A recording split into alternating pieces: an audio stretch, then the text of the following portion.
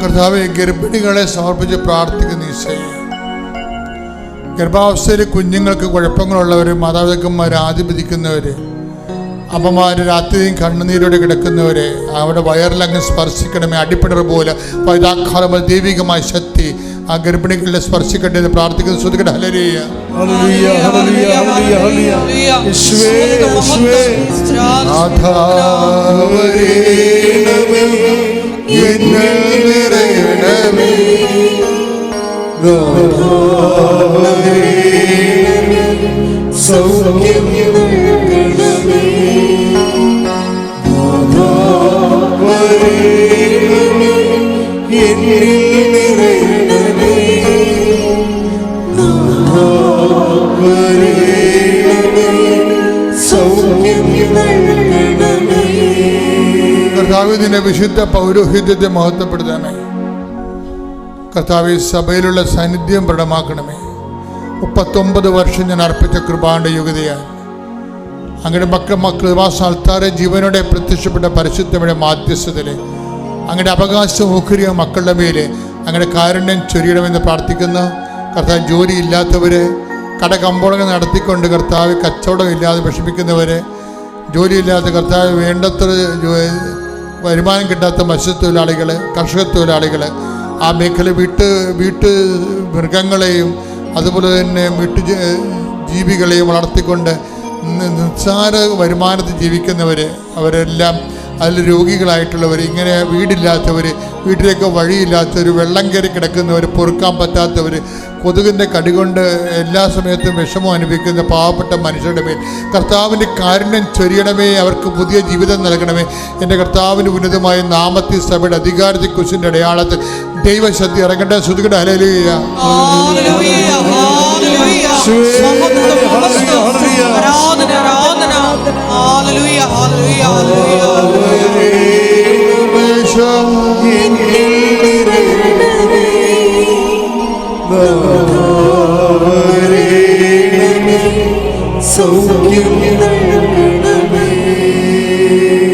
കർത്താവെ, പഠിക്കാനുള്ള കുഞ്ഞുങ്ങൾ കർത്താവെ, പഠിക്കുന്നതിന് ഇപ്പോഴും അഡ്മിഷൻ കിട്ടാത്ത മക്കളുണ്ട്. ഇപ്പോഴും അഡ്മിഷന് വേണ്ടി വേദനിക്കുന്ന മക്കളുടെ അഡ്മിഷന് വേണ്ടി വേദനിക്കുന്ന മാതാപിതാക്കന്മാരുണ്ട്. കർത്താവ്, വിസ പ്രോസസ്സ് ചെയ്ത് കിട്ടാത്തവരുണ്ട് ഈശോയെ. വിസ കർത്താവ് പുതുക്കി കിട്ടാത്തവരുണ്ട് ഈശോയെ.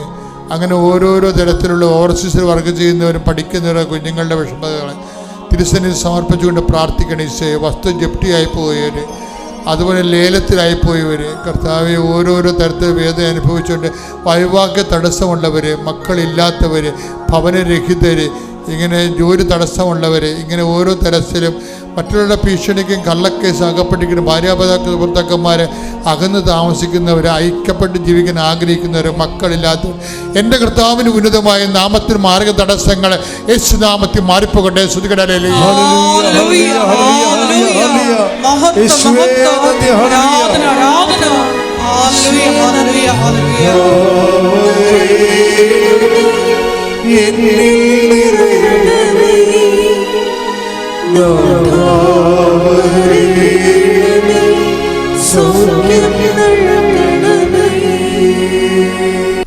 അങ്ങോട്ടും ഇങ്ങോട്ടും റിജക്ഷനാണ് മനുഷ്യന്മാരുടെ ബേസിക് പ്രിൻസിപ്പിൾ.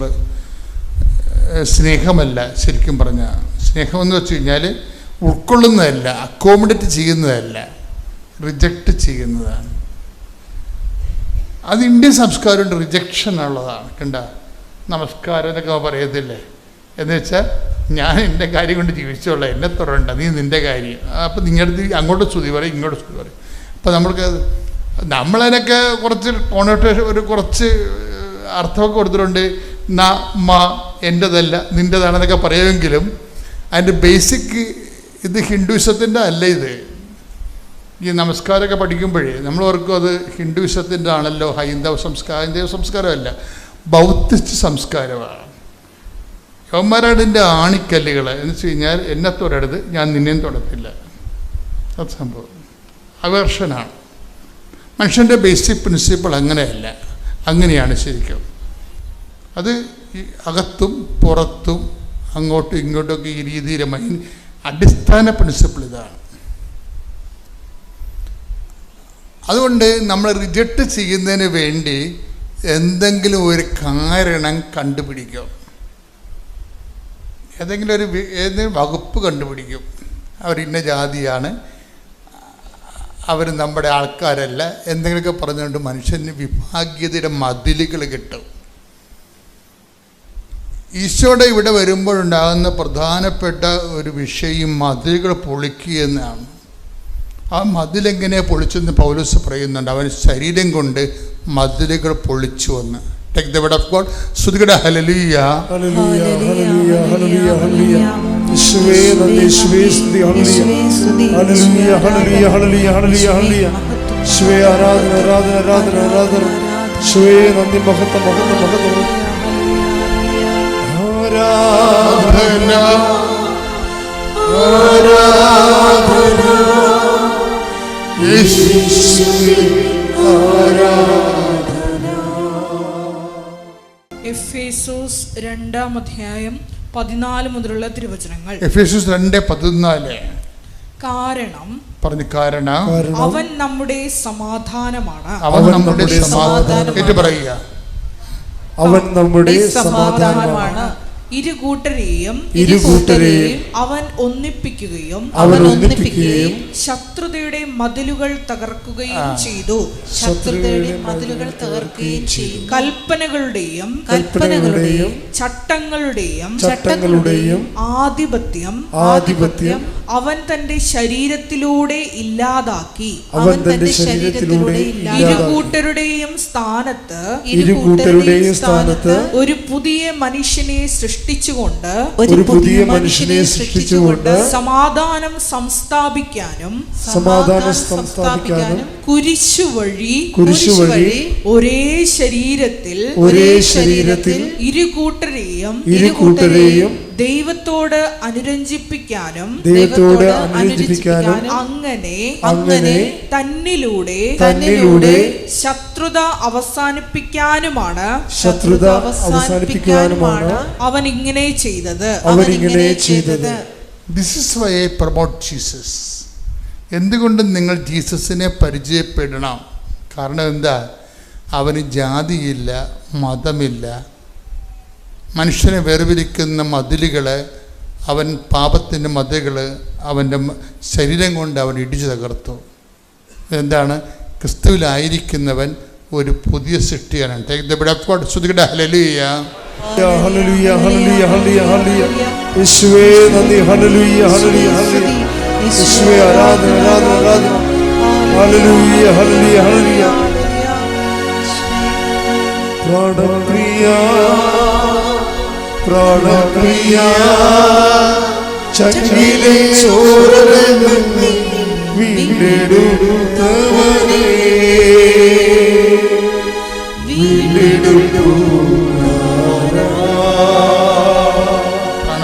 പ്രാണപ്രിയ, പ്രാണപ്രിയ, ചങ്കിലെ ചോരനെ വീണ്ടെടുത്തവനേ, വീണ്ടെടുത്തു.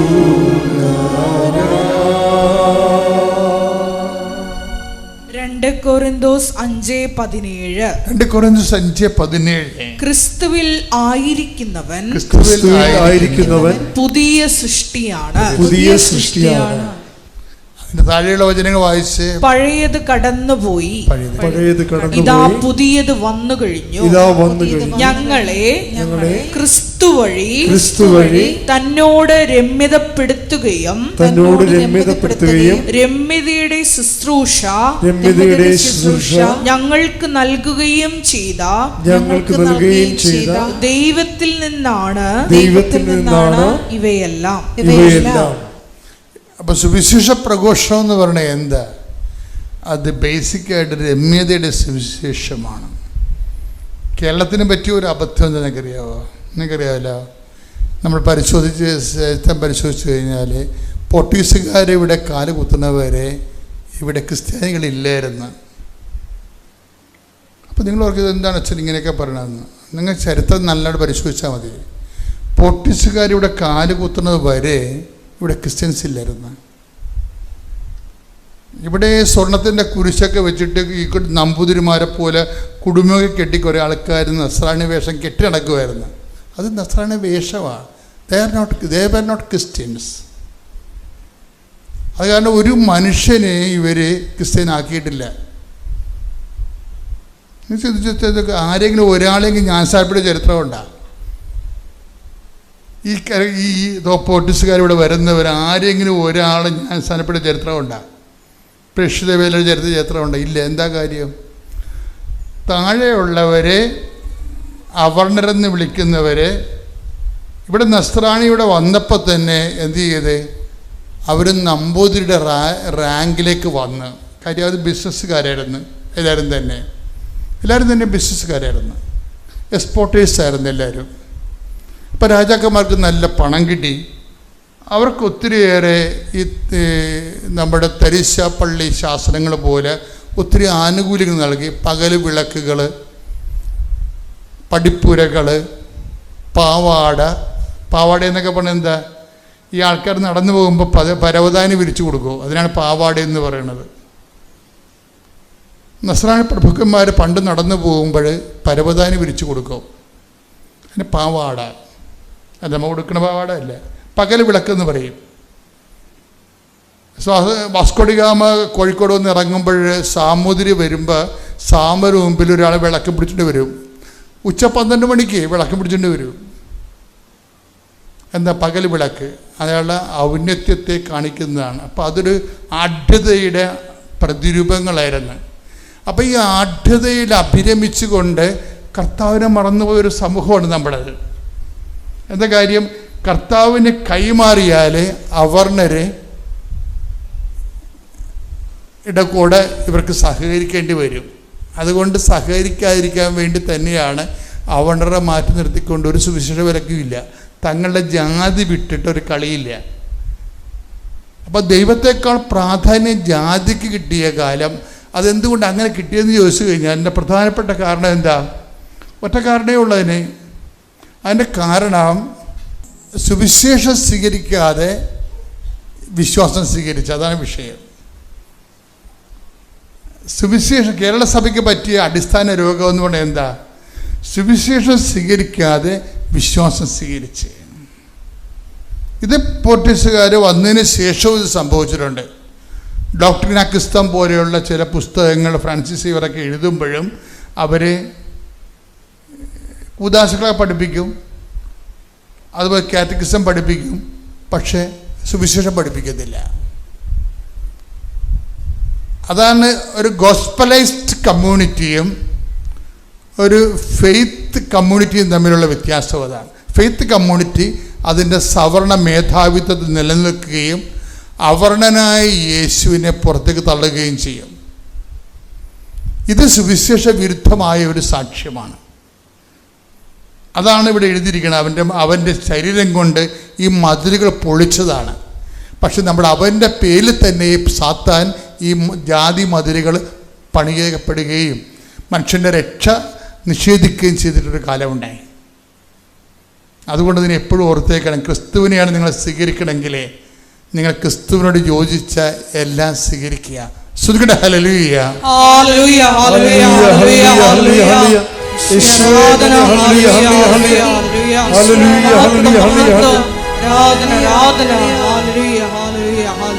ഞങ്ങൾ മധ്യപ്രദേശിലെ ഇൻഡോറിൽ നിന്ന് വരുന്നു. ഞാൻ 2022 മെയ് 12 തീയതിയാണ് ഇവിടെ വന്ന് ഉടമ്പടി എടുക്കുന്നത്. ഉടമ്പടി എടുക്കാനുണ്ടായ കാരണം ഞങ്ങൾക്ക് 2021 കുടുംബമായിട്ട് എല്ലാവർക്കും, എനിക്കും ഭർത്താവിനും മക്കൾ 2 പേർക്കും കോവിഡ് വന്നു. ഞങ്ങൾക്ക് 2 പേർക്കും, എനിക്കും ഭർത്താവിനും ഭയങ്കരമായ വിഷമമായിരുന്നു. ഒത്തിരി സീരിയസ് ആയ ഒരവസ്ഥയിലായിരുന്നു. നാട്ടിലറിഞ്ഞപ്പോൾ എല്ലാവർക്കും ഭയങ്കര ടെൻഷനായി. എൻ്റെ ചേച്ചി ഇവിടെ വന്ന് ഉടമ്പടി എടുത്തിട്ടുള്ള ആളായിരുന്നു. ചേച്ചി നേർന്നു അവർ യാതൊരു കുഴപ്പവും ഇല്ലാതെ അവർ സുഖപ്പെട്ട് വന്നു കഴിഞ്ഞാൽ കൃപാസനത്തിൽ വന്ന് നന്ദി പറഞ്ഞുകൊള്ളാമെന്ന്. അതിനുവേണ്ടി ഈശോയ്ക്കും അമ്മ മാതാവിനും നന്ദി പറയുന്നതിനായിട്ടാണ് ഞങ്ങൾ ഇവിടെ വന്നത്. ഇവിടെ വന്ന സമയത്ത് എൻ്റെ അനുജൻ്റെ ഭാര്യ സ്ഥിരം കൃപാസനത്തിൽ വരുന്ന ആളാണ്. എന്നോട് പറഞ്ഞ് ചേച്ചി ഉടമ്പടി എടുക്കുക എന്ന്. ഞാൻ ഉടമ്പടിയെക്കുറിച്ച് നേരത്തെ കേട്ടിട്ടുണ്ടായിരുന്നു, എങ്കിലും ഉടമ്പടിയുടെ സീരിയസ്നെസ് എന്താണെന്ന് എനിക്കറിയില്ലായിരുന്നു. അതുവരെ ഞാൻ സാക്ഷ്യങ്ങളൊന്നും കേട്ടിരുന്നില്ല. ഞാൻ ഏതായാലും ഉടമ്പടി എടുക്കാൻ തീരുമാനിച്ചു. അങ്ങനെ ഞാൻ മെയ് 12 ഉടമ്പടി എടുത്തു. ഞാൻ നിയോഗം വെച്ചതിൽ 5ാമത്തെ നിയോഗമാണ് എനിക്ക് ആദ്യമായി സാധിച്ചു കിട്ടിയത്. ഞങ്ങൾ 2020 മാർച്ച് 8 കേരളത്തിൽ നിന്ന് ഇൻഡോറിലേക്ക് യാത്ര ചെയ്യുകയായിരുന്നു. ഇൻഡോറിന് സമീപം ഉജ്ജയിൻ സ്റ്റേഷനിൽ വെച്ച് 42 ഗ്രാം സ്വർണ്ണാഭരണങ്ങളോട് കൂടിയ എൻ്റെ ഹാൻഡ് ബാഗ് മോഷണം പോയി. മാന്യന്മാരായ 2 പേര് മാന്യമായ രീതിയിൽ വസ്ത്രം ധരിച്ച് 2 പേര് ട്രെയിനിലേക്ക് വന്നു. അരമണിക്കൂർ നേരം ഉജ്ജയിൻ സ്റ്റേഷനിൽ ട്രെയിൻ ഇട്ടിരുന്നു എൻജിൻ ചേഞ്ച് ചെയ്യാനായിട്ട്. അപ്പോൾ അവർ വന്ന് ഞങ്ങളോട് സംസാരിച്ചു, എപ്പോഴാണ് ഇൻഡോറിൽ ട്രെയിൻ ചെല്ലുന്നത്, ഞങ്ങൾ ഈ ബെർത്തിൽ കയറി കിടന്നോട്ടെ എന്ന് ചോദിച്ചു. കിടന്നോളാൻ പറഞ്ഞു. ഒരാൾ ബെഡ്ഷീറ്റ് ബെർത്തിലേക്ക് ഇടുന്ന രീതിയിൽ ഇങ്ങനെ മറിച്ച് പിടിച്ചുകൊണ്ട് നിന്നു, ഞങ്ങളോട് സംസാരിച്ചുകൊണ്ട്. മറ്റേ ആൾ പുറകിൽ നിന്ന് ഹാൻഡ് ബാഗ് എടുത്തുകൊണ്ട് പോയി. കുറച്ച് സമയം കഴിഞ്ഞപ്പോൾ ആ മനുഷ്യൻ പറഞ്ഞു, ഞാൻ മുന്നോട്ട് പോവുകയാണ്, ഇവിടെ കിടക്കുന്നില്ല എന്ന്. ആ മനുഷ്യൻ പോയി കഴിഞ്ഞപ്പോഴാണ് ഞങ്ങൾക്ക് മനസ്സിലായത് ഞങ്ങളുടെ ഹാൻഡ് ബാഗ് മോഷണം പോയി എന്ന്. ഉടൻ തന്നെ ഭർത്താവും മകനും പുറകെ ഓടി. എങ്കിലും ആളെ കണ്ടുപിടിക്കാനായില്ല. ഞങ്ങൾ ഉജ്ജയിൻ സ്റ്റേഷനിൽ ഇറങ്ങി. അവിടുത്തെ റെയിൽവേ പോലീസ് സ്റ്റേഷനിൽ ഞങ്ങൾ കംപ്ലൈൻറ്റ് ചെയ്യാനായിട്ട് പോയി. ആദ്യം അവർ FIR ദർജ് കർണയിൽ FIR ദർജ് ചെയ്യാനും വിസമ്മതിച്ചു. ഞാൻ നാട്ടിലുള്ള എൻ്റെ ആങ്ങളെ വിളിച്ച് വിവരം പറഞ്ഞു. അവന് പരിചയമുള്ള ഒരു പോലീസ് ഓഫീസർ മുഖേന മധ്യപ്രദേശിലെ DGPയുമായി ബന്ധപ്പെട്ടു. DGPയുമായിട്ട് ബന്ധപ്പെട്ടു. മുകളിൽ നിന്ന് ഓർഡർ ലഭിച്ചപ്പോൾ അവർ FIR ചെയ്യാനായിട്ട് തയ്യാറായി, രജിസ്റ്റർ ചെയ്യാൻ തയ്യാറായി. ഞങ്ങൾ പറഞ്ഞു CCTV ക്യാമറയിൽ ഞങ്ങൾ കള്ളനെ കാണിച്ചു തരാമെന്ന്. കാരണം ഞങ്ങൾ കള്ളനെ കണ്ടിരുന്നു. ക്യാമറ അവർ കാണിച്ചു തന്നു. ഞങ്ങൾ കള്ളനെ ഐഡൻറ്റിഫൈ ചെയ്തു കൊടുത്തു. അതിനുശേഷവും കള്ളനെ കണ്ടുപിടിക്കാനായിട്ട് അവർക്ക് സാധിച്ചില്ല. ഞങ്ങൾ ഇൻഡോറിലേക്ക് തിരിച്ചു പോയി. ഞങ്ങൾ വീണ്ടും ഫോളോ അപ്പ് ചെയ്തുകൊണ്ടിരുന്നു. അപ്പോൾ ആ സമയത്താണ് കോവിഡ് ഭയങ്കരമായിട്ട് കൂടുന്നത്. ഇൻഡോറൊക്കെ ഭയങ്കരമായിട്ടുള്ള കോവിഡിൻ്റെ ഭയങ്കരമായുള്ള ഒരു അവസ്ഥയിലായിരുന്നു. അവർ പറഞ്ഞ് ഞങ്ങൾക്ക് കേസൊന്നും ഇപ്പോൾ മുന്നോട്ട് കൊണ്ടുപോകാൻ സാധിക്കില്ല, പുരോഗതിയൊന്നുമില്ല, ഇത് അന്വേഷിക്കാൻ പറ്റുകയില്ല. ഇപ്പോൾ ഞങ്ങൾ കോവിഡിൻ്റെ കാര്യങ്ങളൊക്കെ നോക്കുകയാണ്, ആൾക്കാരെയൊക്കെ നോക്കുകയാണ്. അതുകൊണ്ട് ഞങ്ങൾക്ക് കേസുമായിട്ട് മുന്നോട്ട് പോകാൻ പറ്റുകയില്ലെന്ന് പറഞ്ഞു. അങ്ങനെ 2 വർഷങ്ങൾ കടന്നുപോയി. അപ്പോൾ ഇനി അത് കിട്ടുമെന്ന് യാതൊരു പ്രതീക്ഷയില്ല. കാരണം നമ്മുടെ കേരളത്തിലാണെങ്കിൽ പിന്നെയും നമുക്ക് പ്രതീക്ഷ വഹിക്കാം. ഒരു നോർത്ത് ഇന്ത്യൻ സ്റ്റേറ്റിൽ ഒരിക്കലും പ്രതീക്ഷിക്കാൻ പറ്റാത്ത ഒരവസ്ഥ. കേൾക്കുന്നവരെല്ലാം പറയും ഇനി ആ സാധനങ്ങൾ തിരിച്ചു കിട്ടില്ല, അത് പോയി എന്ന്. ഞങ്ങളും അങ്ങനെ തന്നെ വിശ്വസിച്ചു. 2022 മെയ് 12 ഞാൻ ഇവിടെ വന്ന് ഉടമ്പടി എടുത്തു. 14 അവിടെ കള്ളനെ പിടിച്ചു എന്ന് പറഞ്ഞുകൊണ്ട് ഞങ്ങൾക്ക് ഫോൺ കോൾ വന്നു.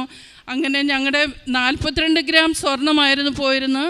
സ്വർണം മുഴുവൻ ഞങ്ങൾക്ക് തിരിച്ചു കിട്ടി. ഞങ്ങൾ പൂർണ്ണമായും വിശ്വസിക്കുന്നു അമ്മ മാതാവ് വഴി ഈശോ പ്രവർത്തിച്ച വലിയൊരു അനുഗ്രഹമാണ്, ഒരു അത്ഭുതമാണിതെന്ന് ഞങ്ങൾ പൂർണ്ണമായും വിശ്വസിക്കുന്നു.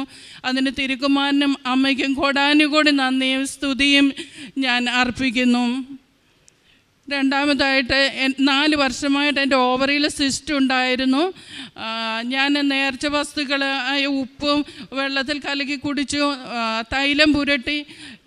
ഞങ്ങളിപ്പോൾ സ്കാൻ ചെയ്തപ്പോൾ ഓവറിയിൽ അങ്ങനെ ഒരു സിസ്റ്റ് ഇല്ല എന്നാണ് അറിഞ്ഞത്. സിസ്റ്റ് കാണാനില്ല. അതുപോലെ തന്നെ ഞങ്ങൾ കുടുംബമായിട്ട് തിരുവചനം വായിക്കുന്നതിനായിട്ട് എല്ലാവരും ആത്മീയമായിട്ട് വളരുന്നതിന് ഇതുമൂലം സാധിച്ചു. കുടുംബ പ്രാർത്ഥനയിൽ എല്ലാവരും മാറി മാറി ബൈബിൾ വായിക്കുമെങ്കിലും പേഴ്സണലായിട്ട് പ്രത്യേകിച്ചും ഭർത്താവും മകനും ഒന്നും ബൈബിൾ വായിക്കില്ലായിരുന്നു. ഇതിന് ശേഷം അവർ 2 പേരും ബൈബിൾ വായിക്കാൻ തുടങ്ങി. മോൻ ജോലിക്ക് പോകുമ്പോൾ രാവിലെ ഒരധ്യായം ബൈബിൾ വായിച്ച് പ്രാർത്ഥിച്ചിട്ടാണ് പോവുക. ഭർത്താവ് ഒരു ബൈബിള് ഓഫീസിൽ കൊണ്ടുവച്ചിട്ടുണ്ട്. സമയം കിട്ടുമ്പോഴെല്ലാം ബൈബിൾ വായിക്കുന്നു. അങ്ങനെ ഞങ്ങളുടെ ആത്മീയ ജീവിതവും കൂടുതൽ പുരോഗമിക്കുവാനായിട്ട് ഇതുമൂലം ഇടയായി. ഈശോയ്ക്കും അമ്മ മാതാവിനും കോടാനുകോടി നന്ദി സ്തുതിയും ഞങ്ങൾ സമർപ്പിക്കുന്നു. ആമേൻ. ഭർത്താവിൻ്റെ പേര് ജെയിംസ് എന്ന്. ഉടമ്പടി എടുത്തത് ഞാനാണ്. 22/12/2022 ആദ്യമായിട്ട് ഇവിടെ വന്ന് ഉടമ്പടി എടുത്തത്. ഭർത്താവിൻ്റെ രോഗസൗഖ്യത്തെ പറ്റി പറയാനാണ് വന്നിരിക്കുന്നത്. ഭർത്താവിന് വയറുവേദന തുടങ്ങി ആശുപത്രി കൊണ്ട് കാണിച്ചപ്പോൾ സ്കാൻ ചെയ്യാൻ പറഞ്ഞു. സ്കാൻ ചെയ്ത് നോക്കിയപ്പോൾ പിത്തസഞ്ചി കല്ലാന്ന് പറഞ്ഞു. പിന്നെ എറണാകുളം ലിസി ആശുപത്രിയിൽ പോയി. അവിടെ ചെന്ന് MRI ചെയ്തപ്പോഴും പിത്തസഞ്ചി കല്ലാണ്, ഓപ്പറേഷൻ കൂടാതെ മാറില്ല, ഓപ്പറേഷൻ ചെയ്യണമെന്ന് പറഞ്ഞു. അങ്ങനെ ഞങ്ങൾ 2/3/23 ഓപ്പറേഷൻ ചെയ്യാനായിട്ട് പോയി. അവിടെ ചെന്ന് കഴിഞ്ഞപ്പോൾ ചുമയായതുകൊണ്ട് തിരിച്ചു വിട്ടു. ചുമ മാറിയിട്ട് ചെല്ലാൻ പറഞ്ഞ്. അപ്പം ഞാൻ ഇവിടുന്ന് തന്നുവിട്ട തൈലം വയറ്റത്ത് പുരട്ടി കൈവച്ച് പ്രാർത്ഥിക്കുന്നുണ്ടായിരുന്നു. പിന്നെ ഞാൻ ഉടമ്പടി പുതുക്കിയത് 11/4/23 ഉടമ്പടി പുതുക്കി അന്ന് ഈ നിയോഗം, ഭർത്താവിൻ്റെ നിയോഗം ഇവിടെ വെച്ചു. പരിശുദ്ധ അമ്മേ, ഈശോയും കൂട്ടിക്കൊണ്ടുവന്ന് ഈ കല്ലെടുത്ത് മാറ്റണമേ. അങ്ങനെ കല്ല് മാറുവാണെങ്കിൽ ഞാൻ ജീവിത പങ്കാളിനെയും കൊണ്ടുവന്ന് സാക്ഷ്യം പറഞ്ഞേക്കാമെന്ന് നേർന്നു. പിന്നെ ഞങ്ങൾ പോകുന്ന അന്ന് തന്നെ ഞങ്ങളോട് പറഞ്ഞു, ഞാൻ പോനില്ല, എനിക്ക് ഓപ്പറേഷൻ ചെയ്യാൻ പോകാനുള്ളതാണ്, നിങ്ങൾ പൊക്കോന്നും പറഞ്ഞ് വിട്ടു. അന്നേരം ഉച്ചയാവണതിന് മുമ്പ് ജീവിത പങ്കാളിക്ക് പെട്ടെന്ന് തോന്നി ഡോക്ടറെ പോയി കാണണം. ഡോക്ടറെ കണ്ടു കഴിഞ്ഞപ്പോൾ ഡോക്ടർ പറഞ്ഞു സ്കാൻ ചെയ്യാൻ എഴുതി കൊടുത്തു. സ്കാൻ ചെയ്യാൻ പോയി. സ്കാൻ ചെയ്ത് ഡോക്ടറെ കൊണ്ട് കാണിച്ചപ്പോൾ പിത്തസഞ്ചി കല്ലില്ല. ആദ്യം കല്ലുണ്ടായിരുന്നു, ഇപ്പോൾ നോക്കിയപ്പോൾ കല്ലില്ല. പിന്നെ രണ്ടാമതൊരു കാര്യം, ഞങ്ങൾക്ക് ഒരു 3,40,000 രൂപ കിട്ടാനുണ്ടായിരുന്നു. അത് കിട്ടി. പിന്നെ മൂത്ത മോൻ്റെ വണ്ടി ആക്സിഡൻറ്റിൽ പറ്റി വേറൊരു വണ്ടിക്കിട്ട് ചെന്ന് ഇടിച്ചു. ഇടിച്ച വണ്ടിക്ക് ഒന്നും പറ്റിയില്ല. മോൻ്റെ വണ്ടിയുടെ ഫ്രണ്ട് ഭാഗം ചളങ്ങി. മോനും കുടുംബവും രക്ഷപ്പെട്ടു. അവർ അയർലൻഡിലാണ്. പിന്നെ മോൻ്റെ ആശുപത്രിയിൽ തന്നെ ഒരു ജോലിക്ക് അപേക്ഷ കൊടുത്തു. ഷിഫ്റ്റായിട്ട് ജോലി കിട്ടിയാൽ മാത്രമേ പോകണുള്ളൂ എന്ന് പറഞ്ഞു. കാരണം പറഞ്ഞ ഒരു കുഞ്ഞ് കൊച്ചുണ്ട്, അതുകൊണ്ട്. അപ്പോൾ അങ്ങനെ ഷിഫ്റ്റായിട്ട് കഴിഞ്ഞ 17/4/23 ജോലിക്ക് കയറി. എൻ്റെ പേര് സുസമ്മ മാത്യു. കോട്ടയം ജില്ലയിൽ തെള്ളകം എന്ന സ്ഥലത്ത് നിന്ന് വരുന്നു. ഞാൻ സാക്ഷ്യം പറയുന്നത് എൻ്റെ മകൾക്ക് വേണ്ടിയാണ്. 15 വയസ്സുള്ള എൻ്റെ മകൾക്ക് വേണ്ടി. 5ാം ക്ലാസ്സിൽ പഠിക്കുമ്പം മുതൽ എൻ്റെ മകൾക്ക് ശരീരം മുഴുവൻ ഭയങ്കര വേദനയും നീരും. സ്കൂളിൽ പോകാൻ പറ്റില്ല.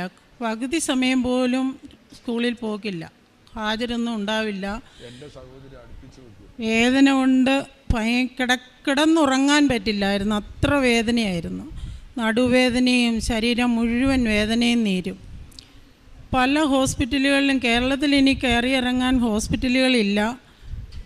ബ്ലഡ് ടെസ്റ്റ്, ധാരാളം ബ്ലഡ് ടെസ്റ്റുകളും CT സ്കാൻ, MRI എന്ന് വേണ്ട വളരെയധികം ടെസ്റ്റുകൾ ചെയ്തു. ചെല്ലുന്നിടത്തെല്ലാം ഡോക്ടർമാർ രോഗമൊന്നുമില്ല എന്ന് പറഞ്ഞ് മകളെ ഒരുമാതിരി ഇൻസൾട്ട് ചെയ്ത് വിടുകയാണ് ഉണ്ടായിരുന്നത്. അങ്ങനെ അവസാനം മോൾക്ക് തന്നെ ഡിപ്രസ്സായി. ഡോക്ടറെ അടുത്തേക്ക് ഇനി ഞാൻ ഇല്ല, ഹോസ്പിറ്റലിൽ ഇല്ല എന്ന് പറഞ്ഞ് കരച്ചിലായിരുന്നു.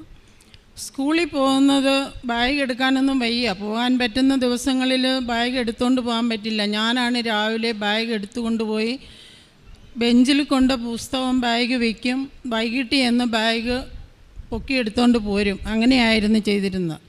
സ്കൂളിലെ HM പറഞ്ഞു അവസാനം ആയുർവേദം കാണിച്ച് നോക്കാമെന്ന് പറഞ്ഞ് അങ്ങനെ ആയുർവേദ ട്രീറ്റ്മെൻറ്റുകളും ചെയ്തു. ഒരു തരത്തിലും മോൾക്ക് വേദനയും കുറയുന്നില്ല, നീരുമില്ല. ഡോക്ടർമാരുടെ അടുത്ത് ചെല്ലുമ്പോഴെല്ലാം നീരുണ്ട്, നല്ല നീരുമുണ്ട്, അതിന് വേദനയുണ്ട്. എങ്കിലും ഡോക്ടർമാരൊന്നുമില്ല എന്നും പറഞ്ഞ് വിടുകയാണ് ഉണ്ടായിരുന്നത്. ഇപ്പോൾ 9ാം ക്ലാസ്സിൽ കഴിഞ്ഞു. ഈ 9ാം ക്ലാസ്സിൽ പോലും മോള് പകുതി സമയം ക്ലാസ്സിൽ പോയിട്ടില്ല. ജാനുവരി 11 2023 ഞാനിവിടെ വന്ന് ഉടമ്പടി എടുത്ത് പ്രാർത്ഥിച്ചു. മാതാവിനോട് കരഞ്ഞ് പ്രാർത്ഥിച്ചു. ഇനി 10ാം ക്ലാസ്സിലേക്കാണ്. എൻ്റെ മകൾക്കൊരാശ്വാസം തരണം എന്ന് കരഞ്ഞ് പ്രാർത്ഥിച്ചു. ഉടമ്പടി എടുത്തു. വീട്ടിൽ പോയി ഞാൻ തൈലം ഒക്കെ പുരട്ടി പ്രാർത്ഥിച്ചു. ഉപ്പിട്ട് ആഹാരമൊക്കെ കൊടുക്കുകയും പ്രാർത്ഥിക്കുകയൊക്കെ ചെയ്തു. ദൈവകൃപയാൽ ഇന്ന് വരെ ഒരു വേദനയില്ല, നീരുമില്ല. മോൾക്ക് അങ്ങനെ ഒരു അസുഖം വന്നതായിട്ടുള്ള ഒരു ലക്ഷണം പോലും ഇല്ല.